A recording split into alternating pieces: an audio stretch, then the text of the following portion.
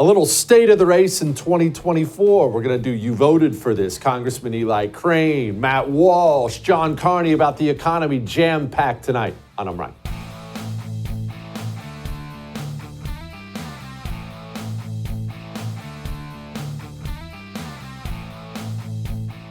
You know what sucks about being a political person? You know this. You're a political person. I'm talking about you. I'm talking about me. So don't act like you're not one of these. What sucks is you understand that when it comes to races, when it comes to political races, whatever those races may be, there's the story the public sees, and then there's the story behind the story. Here's what I mean. Right now, obviously, a lot of people are focused on the presidential race in 2024. It's Trump versus Biden. It's all these other things. And here's what normal people do. You don't do this, but here's what normal people do. Well, Joe Biden, his economic views are unpopular, and his border views are unpopular, so he's probably in trouble. But you know, you follow politics, there's always a story behind the story. And one of the ugly things about politics, one of the worst things about politics, is money. Now, let me pause there for a moment. Just because it's ugly and horrible doesn't mean it's ever going to go away. So don't ever say, ever, definitely don't say it to me, let's get the money out of politics. What? You're never going to get the money out of politics. Money's been in politics since the tribes were electing their local chieftain and you had to buy someone an extra cow to get their vote. Money is involved in politics and it ain't ever going to change no matter what you do. The amount of money these candidates raise matters. Now, why does money matter in politics? Let's be clear about this. Well, if everyone was like you, it wouldn't matter. What do I mean by like you? You're informed. You're an informed voter. You're sitting here right now watching me on the First TV. You have options today, endless options. Flipping through your television, anything on your phone, endless options. You're watching me. You're hyper-informed. The money they raise is not for you.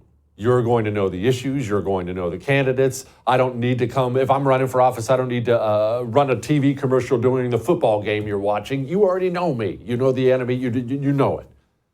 This is for the people who actually decide elections. These weird people I don't understand. Maybe you understand them. I never have. These independents, I voted for Obama twice, and then I voted for Trump the first time, but then I voted for Biden. These are real people. These people actually exist. That's who the money is for. This person is not hyper-informed. These are low-info voters. They vote on how they feel. They vote on the television ads they see, the online ads they see. That's what the money's for. Joe Biden has a super PAC. I saw this. This is one of those things that went right by everybody. It did not go right by me. They just made the largest ad purchase in the history, well, of television, I guess I should say. I was about to say in the history of the country, but I guess that would predate things. Anyway, in the history of the country, the largest ad purchase. And so this is why I tend to be dismissive when people say, Jesse, American people aren't going to vote in Joe Biden again. After all, he can't even talk. The beer brewed here, it is used to make the brew beer in this refinery. Oh, Earth Rider, thanks for the Great Lakes. I wonder why it's called. What? I made you. What? And look, everyone knows Joe Biden can't function. And yes, there are concerns in Democrat circles about Biden. They know they can't go to Dome. A lot of you have seen this undercover video from James O'Keefe. I work at the White House. So you're pretty high up in the government. Yeah, I'm fairly high up. I'm good at keeping secrets, and so I manage 2 federal agencies, the State Department and USAID. Is he going to be the nominee? Yes. And she will be the vice president nominee. Yeah, I don't... There was a debate about removing her from the ticket, but sadly they didn't. She can't keep black staff. They quit on her in mass. But with him, I know. He's got dementia. Yeah, well, he's definitely slowing down. But they won't say it. Well, I guess if they say it publicly, correct. Biden they can't say it publicly. No, they got to toe the line. Do they say it privately? I'm just You're telling you just- what I've heard. you're Like, just- yep. You're just telling me the truth. Does it make sense? No, but I mean- that's what I've heard. Um, I've had a meeting with Michelle Obama at one point when I was an intern, and someone asked her, "Will you ever run for office?" And she said no, emphatically. No. Really? I've seen all the shit my husband has had to go through, and that does not interest me. Yeah. One funniest part of that video is the dude who's on video spilling all the tea, bragging in the beginning that he's the one in charge of keeping secrets. Anyway, let's talk about this. Yes, Joe Biden can't talk. Yes, they've had talks about removing him. But Democrats have a machine in place, a political machine in place. They have the money. They have the organization. And a guy can deny it all he wants. Michelle Obama is starting to make noise. She is starting to be more vocal. She's appearing on podcasts. Every other day there's an article here. And we now know, because of these weird DNC rules, they can go through their entire primary process, and they very clearly are. And then for whatever reason Joe Biden decides to resign before the convention, they can then just nominate whoever they please at the convention. And the thing about that is all that money, all that organization, the volunteers, the everything, it's just kind of plug and play for Michelle. Joe Biden may be old and non-functional and crappy, but that brings us to this. The American people, pains me to say it, they like Michelle Obama. I do not. I despise that America-hating hag. But the American people, they don't know that about her. You know that about her. You're hyper-informed. You understand who she is. You understand how awful she is. You understand all that. But the regular people who decide elections do not. Whether it's Joe Biden or whether they plug into Michelle Obama, I have concerns about some of the basic structure of 2024. They have so much more money than us, and they're so much better organized. That's why I don't look at all the new polls that come out. Biden's down 5, and I don't get giddy and start clapping. I hope they're right? I hope everything works out. I don't know. And I think about how voters don't learn lessons. They really, truly don't. Voters, human beings, we're famous for divorcing our choices from the results of those choices. You see this guy, Brandon Johnson, in Chicago? Chicago's an absolute war zone. It's a war zone in and of itself. They're passing ceasefire resolutions for Israel. But at this point now, I believe we're looking at 25,000 Palestinians that have been killed during this war, and the killing has to stop. So, yes, we need a ceasefire. Here's the thing. He's going to be reelected. Remember, I make mistakes every election cycle, and I'm not going to make it this election cycle. And I don't want to be a Debbie Downer, but I want to make sure you know the mistake I make every time, because maybe you make the same mistake. I sit back and I look at the horror of the Democrats. I hate Republicans too, you know that, but Democrats really are evil now in this country. What they push is it's really gross. It's really evil. And I say to myself, man, the American people, they're going to reject this. They've had enough of this. Yeah. Remember that red wave we were supposed to have? 2022. Remember the red wave that turned into the red drip? I don't know that the American people are going to be able to withstand the ad buy money, because let's be honest, you voted for this campaign we're on. We're on the campaign because people don't know. They don't take ownership of their vote. Are they going to take ownership and vote the opposite way next time? I don't know. I hope so. I'll believe it when I see it. Oh, that may have made you uncomfortable, but I am right. You know what makes me uncomfortable? Dirty timeshare companies that rip people off. They don't let you out of your timeshare when you want out. I'm done with it. We're done. Oh, sorry. Pay your annual fees. And the annual fees now have doubled. I don't have to tell you. You know you're stuck in your timeshare. Are you tired of writing that check? Probably a credit card these days. Are you tired of writing that check for the timeshare you want out of? You know you could just call Lone Star Transfer and stop doing that, right? Why don't you make that last check you wrote to your timeshare company the last check you write to your timeshare company? Lone Star Transfer will legally and permanently get you out. They put it in writing. They guarantee it in writing. They give you a time frame. You want to talk about calling your shot. 99% of the time, Lone Star Transfer will get you out. Family business. Call them. They can't, that's the only way they can't help you is if you don't call. They're not going to come knock on your door. Call them. 844-310-2646. All right? We'll be back.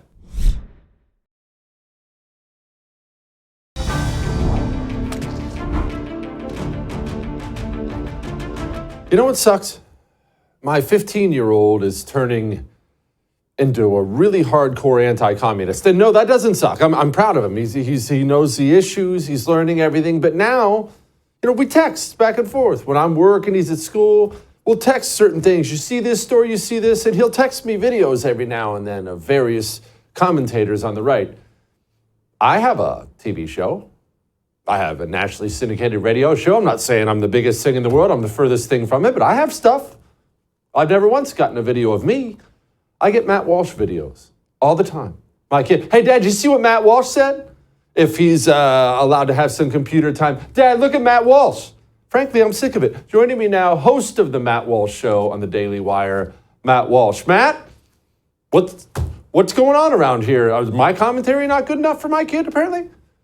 Well, I mean, the good news is you're raising your son right. He's got a good head on his shoulders. He's got great taste. And I just hope, look, when he sends you, my question is, when he sends you my videos, do you watch the videos or not? Because, you can learn a thing if you watch my videos. I do watch the stupid videos, Matt, and yes, they're good, but because he demands feedback. Oh, well, what did you like? We won't let me get about. You know what? We're moving on. Matt, pro-lifers are being arrested for praying and singing worship songs in the United States of America. Obviously, people on the right are under attack from our justice system. Do you think Norm understands how evil the cultural institutions have become in this country? Does he not get it yet? No, I don't think people fully understand this. I also think part of the problem is obviously the corporate media is not going to relay that message to people. But then you also have conservative media that you might rely on to talk about things like this. And I think the conservative media is also dropping the ball in many ways, and especially on this issue. The fact that the Biden administration had launched this war against pro-life activists years ago, and it announced that they were doing it. And they have gone around the country putting people like this in prison or trying to. And this is not the first case. The case down here in Nashville of peaceful pro-life protesters. And in this case, when we say peaceful protesters, we don't mean it in the BLM sense where they're actually burning buildings down. In this case, like they're actually peaceful. They've sat outside of an abortion clinic, in an office building, in the hallway, outside the office, on the floor, and they sang hymns and they prayed, and that's all they did. And now they're looking at 10 years in prison. For that violation of federal law, supposedly, and as I said, this is not the first time, and I don't think people quite grasp, because if they did, there'd probably be more panic and more anger than there is right now. Why is it ignored by our side? Because you're right, it is. Everyone will focus on the new shiny object every day when the Department of Justice has declared open warfare on the right, and yet we don't talk about it. Why? I think there's a few reasons. Some of it is just what you just said, new shiny object. We have a real problem. Culturally, we have a real problem focusing on one thing for more than 30 seconds. I think on the right, that problem seems to even be more pronounced. I think the left, they're better in general at finding their topic, finding their issue, and hammering you to death with it until you don't want to hear about it anymore, and then they keep on going. The right, we're not as good at doing that. Now, when the occasion occurs where we are able to focus on one thing for a while, then you'll see actual progress. Like when we decided, hey, let's focus on ending child mutilation. And then we did. And what do you know? In dozens of states, they're shutting it down. But generally, I think we struggle with that. And then in this issue in particular, I think there's also a political pivot by some on the right where they think that the abortion issue is embarrassing, that it's politically toxic, it's an election year, and they don't want to talk about it. And unfortunately for these pro-life activists, to talk about their plight is to also talk about the abortion issue, which I think some conservatives would rather not do, which I think is just is wrong morally, but it's also wrong politically. Because if we cannot turn this into a winning political issue, that number one, they're killing babies, and number two, they're arresting peaceful protesters. If we can't make that a winning political issue, then we just then we've got bigger problems. Why are we so afraid of issues like this, Matt? It's got to go beyond an election or not. It's a baby. It's the easiest thing in the world to fight for. A completely innocent, God-formed child. There's nothing easier to fight for in the world. And yet you're right. I'm told all the time, oh, don't touch that. Oh, we might make this feminist angry. Oh, what if we lose the saintly women vote or something like that? Just every excuse in the world to avoid talking about a baby who's about to die. Yeah, I think it does come down to politics, but it's just a deeper kind of fear people have because they recognize that on the left, abortion is their highest sacrament. It's the most important thing to them for many, many reasons. And so if you go after that, well, we see what happens. I mean, they'll literally try to throw you in prison for it if you do. And so that kind of explains some of the fear. Of course, it doesn't justify it. And I'd also say that, yeah, this thing about, well, we can't talk about it because we'll lose the woman vote. Look, if we are at a point in this country where we cannot get women to vote for us, if we don't also endorse infanticide, then we're done as a country. There's nothing even to talk about at that point. We're just finished. And there's nothing left to fight for. Might as well pack it in.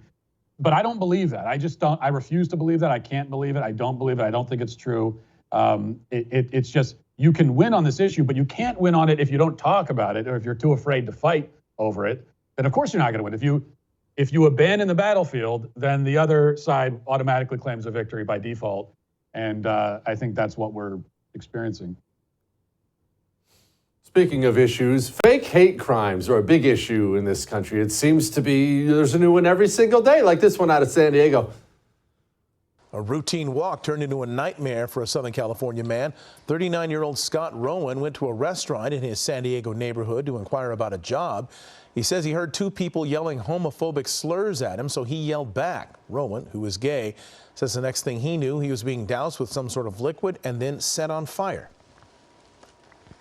Immediately after that, I went up kind of like coals on a barbecue. Instantly just went into flames. They were obviously out targeting the LGBT community. 3 days later. Police say a man who says he was attacked and burned in an alleged hate crime is suspected of assaulting a pregnant woman. Officers determined the man with the burn injuries was the suspect in the attack on the pregnant woman. Then they say she retaliated using fire as a weapon against him. Matt, what is it with people's mentality that they want this to happen to them? I understand the social clout and everything else, but these people, they really think they're the good guy when they make this stuff up. Why? What's broken? Well, first of all, I also want to say that I would love to hear more about the story, which is like, how did the pregnant woman who defended herself, and I'm glad that she did, but how did she use fire in self-defense? Like, did she have a flamethrower on or what? I hope that she did, But I think that it is so, the social credit is through victimization. People realize that victimization is power. I think that I don't know how deep you want to go psychologically, but I think when people live empty, meaningless lives and they don't have any fundamental sense of purpose, they look for it in pity. They look for it in, they want attention. Because to get attention is to remind themselves that they exist. They don't feel like they exist unless they get attention. And the best way and the easiest way to get attention is to get it through pity. And so that's where this comes from. But I don't even, the hoaxers, the people that make this stuff up, I can't even get mad at them because I know that there are liars and these sorts of pathetic people out there. I do almost feel sorry for them that you're such a pathetic human being, that this is, that you want everyone to feel pity for you. You're making these stories up. You're just pathetic. I put more of the blame on the media for amplifying these stories in the first place. That particular story, that news channel, whichever it was, they reported the initial story about this guy being assaulted by fire-breathing homophobes without any skepticism. They didn't ask any follow-up questions, nothing at all, and of course they know exactly what they're doing. Of course they do. Matt, thank you, my brother. I appreciate you. Gosh. All right. You know what is an actual crime?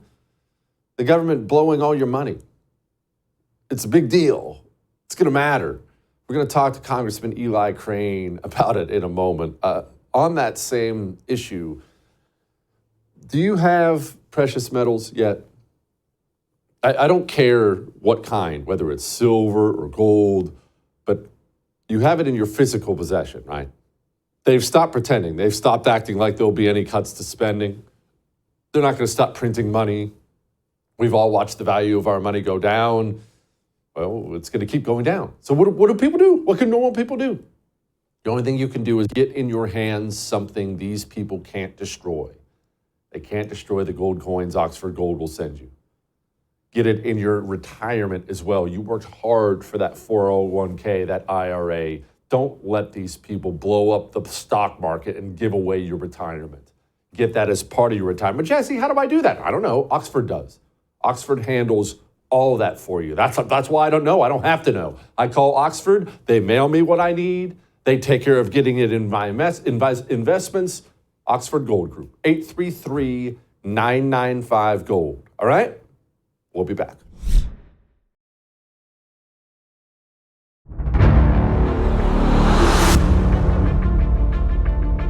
Okay, let's try to figure out what exactly is happening in the House of Representatives right now. We have an impeachment inquiry, I think. I don't know if that's going anywhere. Are we ever going to cut spending, secure the border? I don't know. Yeah, I bet Eli knows. He was a Navy SEAL. He's now a congressman out of Arizona. Eli, okay, let's deal with that piece of trash, Alejandro Mayorkas, first. Gets appointed DHS secretary, promptly opens up the border of our country on purpose, flooded the country with about 8 million illegals. I think I have that number right. Is he actually going to get impeached? I hope so, Jesse. I think he's going to be impeached in the House. I don't have any confidence that the Senate will impeach him, but you know, at the very least, I want that blemish to be on his record forever. Because when I look at our options and what we can do to actually secure the southern border, you know, we can do it legislatively. We passed H.R. 2. That's going nowhere with this Senate and president. We can try and deny the power of the purse and funding for it. We don't have enough strong Republicans willing to do that. So our other options are impeachment and then try and use our platforms to, expose and, this issue and this crisis as much as we can to the American people. Speaking of eunuch Republicans, let's talk about Ken Buck. He said, quote, Mayorkas is terrible. The border is a disaster, but it's not impeachable. We don't have to talk about Buck specifically just because we're not focusing on women today. But how many GOP congressmen in the House lack any testosterone at all? Clearly the number is high. I just want to know how many. Well, I happen to think Buck might be with us on the floor on this one. But as far as, and Buck was with us when we vacated McCarthy. So I definitely will give a shout out to Ken Buck for that. But to be honest, some of those things that you talked about earlier in your opening, Jesse, are we going to cut spending? Are we going to secure the border? Some of these biggest issues to the American people. The answer is no, not with the individuals that we have up here, not with the leadership that we have up here. I hate to say it, but this is what I see each and every day. I see our leadership constantly surrounding themselves with people that tell them why we can't fight, why we have to do the typical Republican play of, kick the can down the road and, we'll fight once we take the Senate or the presidency back, but we can't do it right now. And unfortunately, I don't know that this country has enough time left to be employing those type of strategies. Yeah, I know it certainly doesn't. $78 billion tax credit bill passed last night. More Democrats than Republicans. I learned most of what I needed to know about it by the fact you voted against it. What is this pile of crap I'm sure they foisted on us? Yeah, well, I mean, at the end of the day, the biggest issue for me is, we're going to be giving, tax breaks and incentives to people that aren't supposed to even be in this country. And you cannot do that. You cannot incentivize this invasion at our southern border. Obviously, Jesse, we can't afford it. We're $34 trillion in debt, running a over $2 trillion annual deficit. That's not to say that there weren't some good things in there, for businesses and families within the tax bill. But that's what they do up here, Jesse. They take something that has something virtuous in it, and they lob on a bunch of crap to it, and then they want you to vote for it, and if you don't, they start running commercials about you, calling you a legislative terrorist. And so we just need more people up here. I hope the American people are waking up to it. I hope they're watching your show and other shows where they get actual news.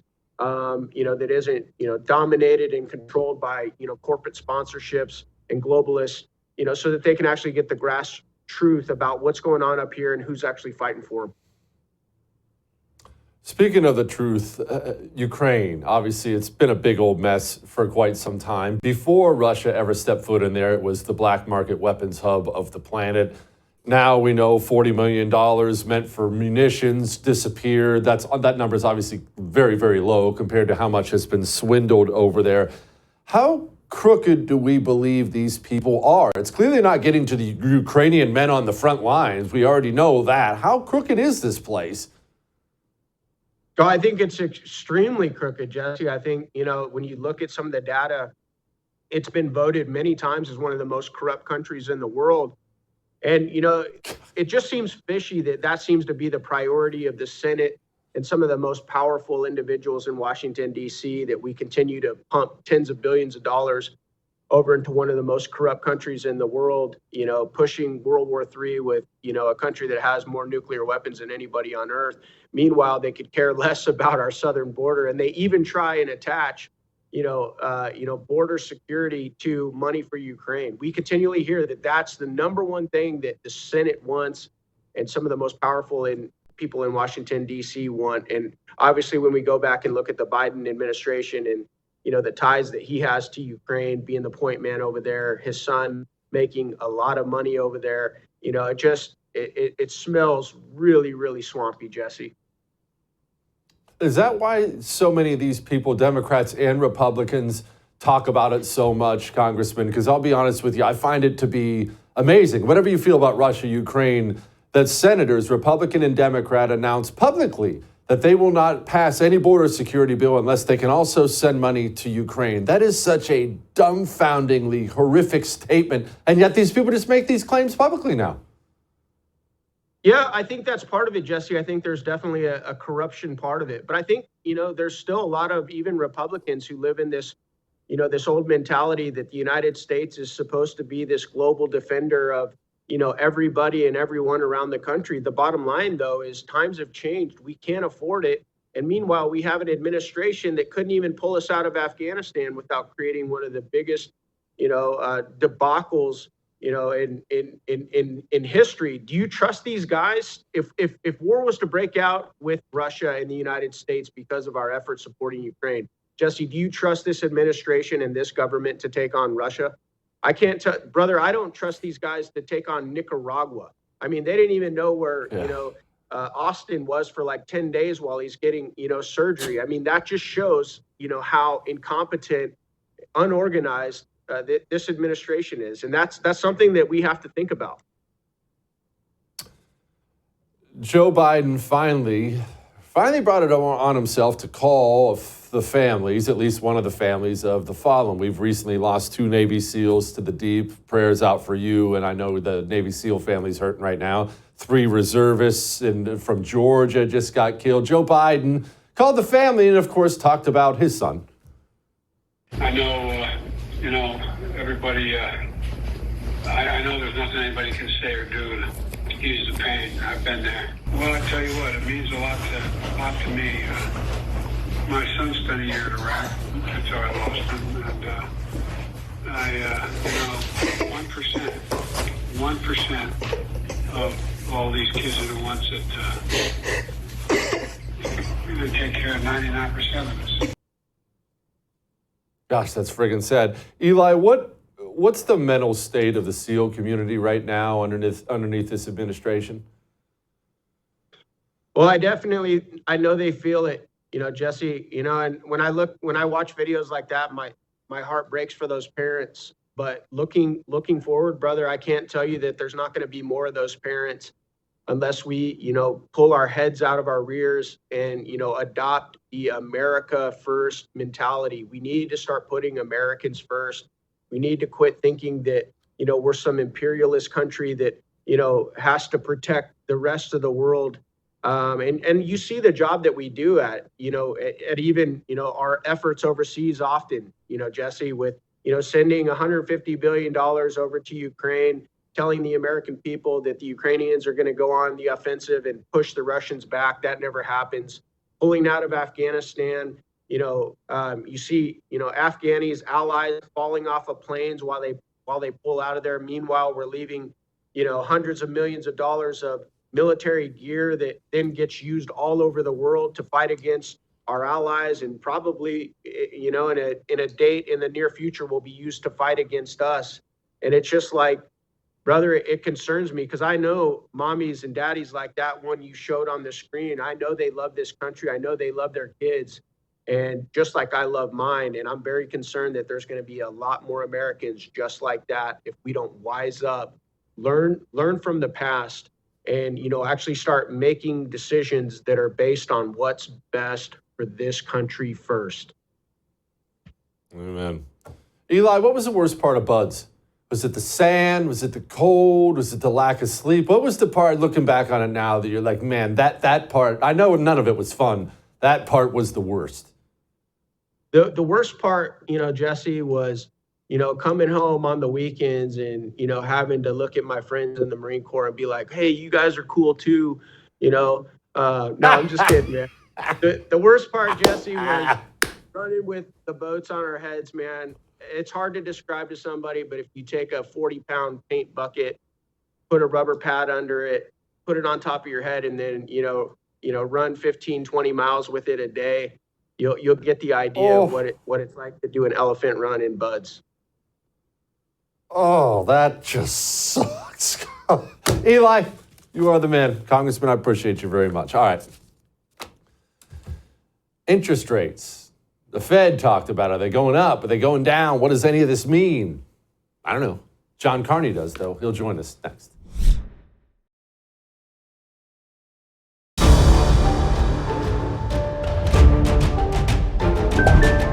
The feds don't anticipate cutting interest rates. And that sucks because interest rates are high. At least I think it sucks. Maybe it's a good thing. I don't know. Let's ask John about it. Joining me now, John Carney, Breitbart News, finance and economics editor. Okay, John, the Fed says cuts aren't imminent, is what they said. That's how they put it. Now, why? The Fed looked at the economy and they said there's no need for a rate cut right now. And there's a big risk that if they cut too early, it could reignite inflation. And then they would have to reverse the cuts. They would have to start raising again. Fed officials have made it very clear that they view the worst outcome here would be to cut and then have to come back with hikes just a few months later. They want to be able to say that when they make this momentous decision to start cutting rates for the first time since we had this gigantic explosion of inflation, that they know they're doing the right thing. Okay. So that means inflation is under control. Everyone watching this can rest easy that the value of their dollar will not continue to go down? No, it's going to continue to go down. The Fed doesn't want inflation to go away altogether. The real risk we're facing right now is that inflation may reignite. It has come down a lot. It's still way above where it should be. The Fed targets 2%. We're far above that. But the Fed thinks it's on the path to 2%. The problem is if you look at both the economy, we're growing very fast, unemployment is very low. There's very little reason to think that inflation will keep falling. And if you look around the world, there's a lot of reason to think that inflation might pick back up. We have this conflict going on in the Red Sea that's going to cause new supply chain problems. Oil prices could rise as the conflict in the Middle East, in Gaza, in the Red Sea begins to spread and get worse.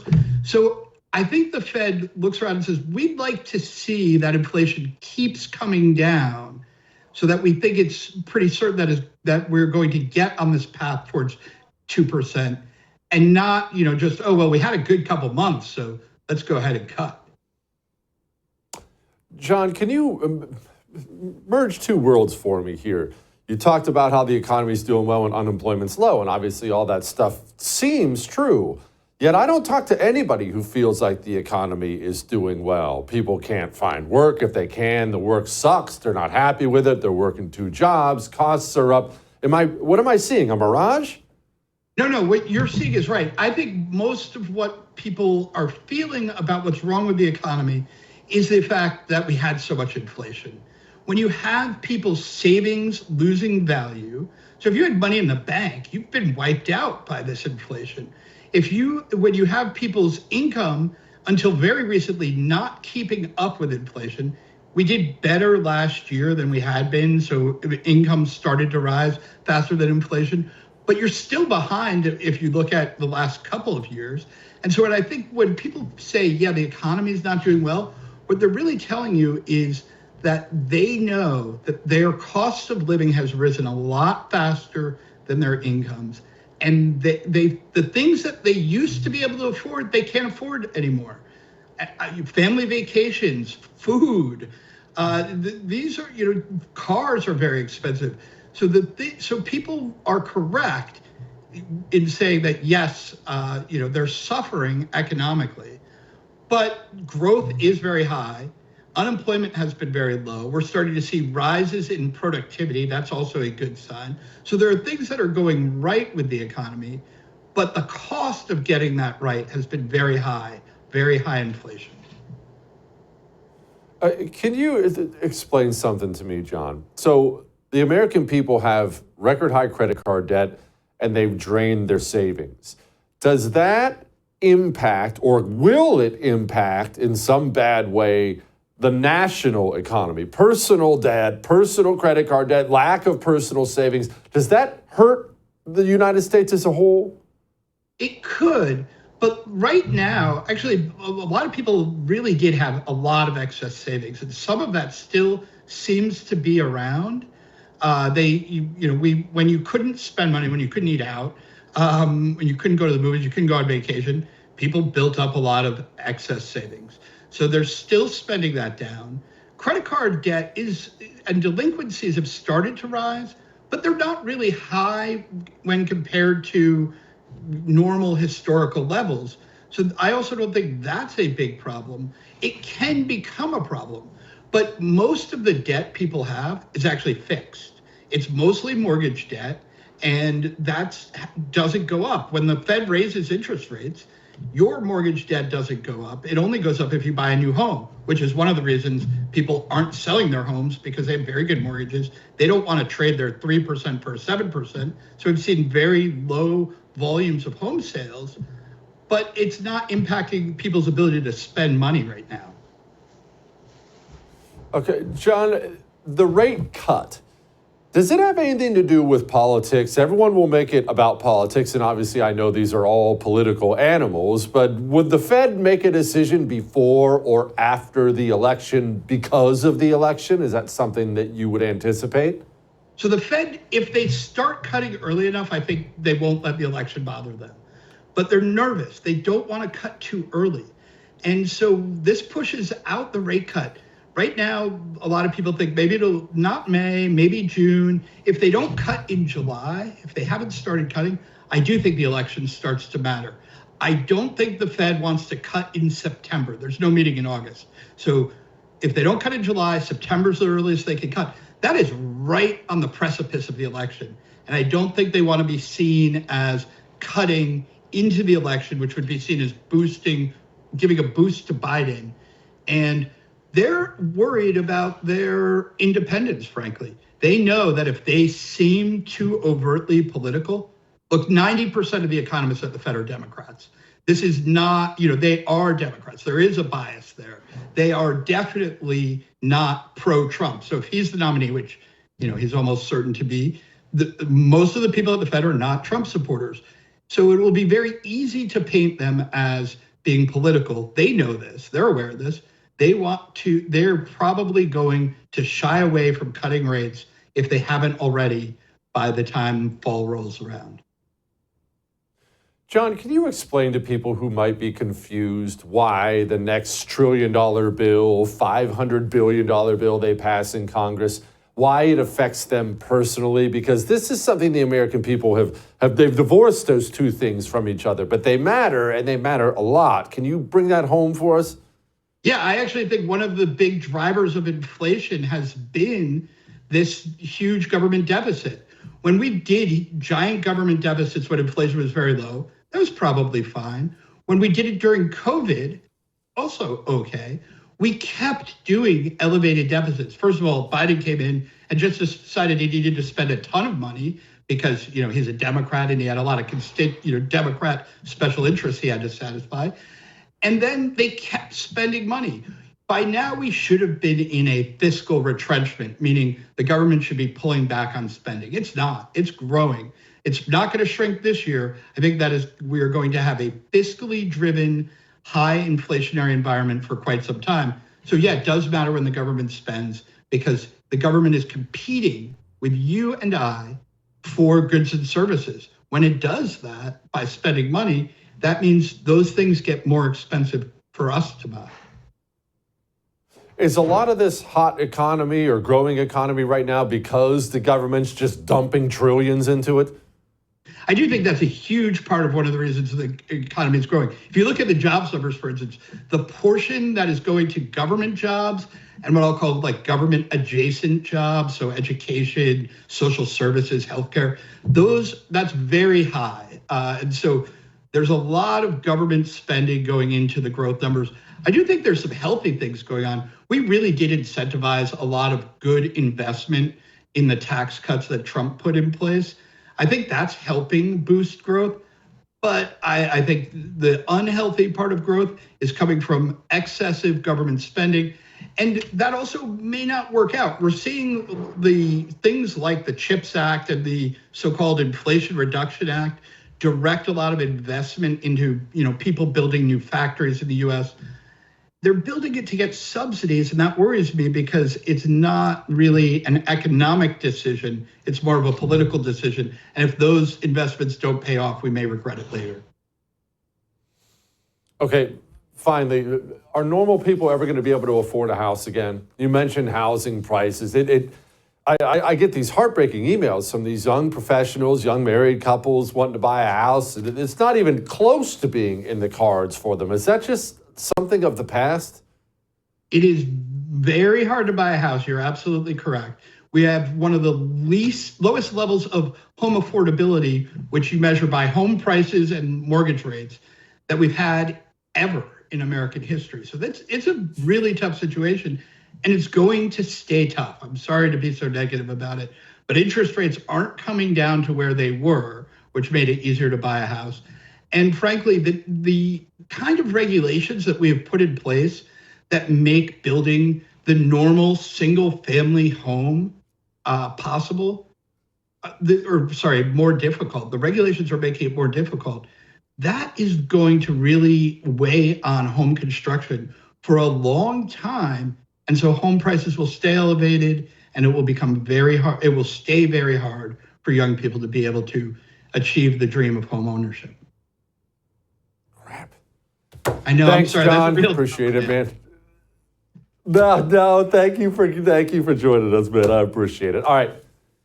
We have Black History Month. I'm going to celebrate it next. Before we do that, Monday through Friday, right here on the First TV, my boy Mike Slater, he hosts Breitbart News Daily. You don't have to change the channel. 7 to 9 a.m. Eastern Time, Monday through Friday. Come watch my boy Slater bring you the news of the morning, all right?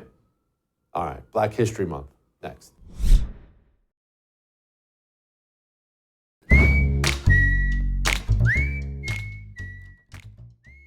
It is February 1st, and you know what that means? It's the beginning of Black History Month. For many, this begins a month of celebration of Black history. For some, they roll their eyes and cringe because we know we're going to have so much nauseating DEI stuff that comes with this month. But you know what? I like to look at the positive on things. I like to lighten the mood and think about the good that comes with Black History Month. What are some good things that have come from the outreach to Black America? Well, in my opinion, the greatest one ever is when Rear Admiral Buttigieg was running for president and he wasn't getting any traction because they didn't like him for reasons in the Black community. So he decided he was going to go do some Black outreach. And guess what? It's the fog of war. You want to see some magic? Fog of the war. And we heard container? The letter, not the spirit. Closed container. We heard you're a whiskey guy. Oh my goodness, that is nothing but top shelf for you. Wow. Here you go. All right. I don't know if you want to sip around. Come here more often. You know, don't let the kids see. Right. Yes, sir.